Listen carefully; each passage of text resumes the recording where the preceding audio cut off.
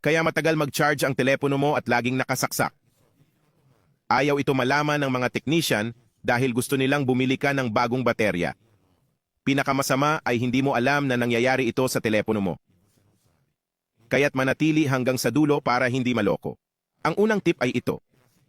Kapag magcha-charge ka, dapat tanggalin ang case. Kung icha-charge mo na may case, mali ito at delikado. Pag nagcha-charge, nag-iinit ang phone at lalo nitong pinalalakas ang init. Kaya matagal mag-charge at madaling malobat ang phone mo. Kung nangyayari ito sa'yo, aalalayan kita sa pagresolusyon nito. Simulan mo sa pagbukas ng App Store. I-type mo Calibrate Battery Life. I-press ang app na ito. I-click ang Install, hintayin na may install. Pagkatapos, buksan ang app. Makikita mo ang screen na ito na puno ng mga parisukat. Ang app na ito ay susuri sa mga error ng iyong baterya at aayusin ito. Pindutin ang Start at magsasagawa ito ng pagsusuri at pag-aayos. Pagkatapos, pindutin ang OK. Ngayon, ikabit ang charger sa iyong telepono at gawin ang pagsusuri at pag-aayos ng mga sira sa baterya. Sa koneksyon ng charger, aayusin nito ang mga problema sa pag-charge na babalik sa normal na pag-charge ng iyong telepono.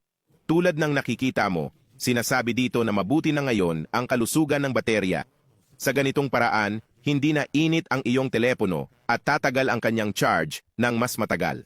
Pagkatapos kong gawin ito, tumagal sa isang araw ang baterya ng aking telepono. Isa pang tip na magpapalawak sa haba ng baterya ng iyong telepono. Buklatin lamang ang mga setting ng iyong telepono at hanapin ang baterya. Sunod, pindutin ang detalye ng paggamit. Dito, makikita mo ang mga app na pinakamalaki ang konsumo ng baterya ng iyong telepono. Maaring magpad sa app at i-uninstall agad kung hindi ito ginagamit. O kung ayaw mo i-uninstall, pindutin ang force stop.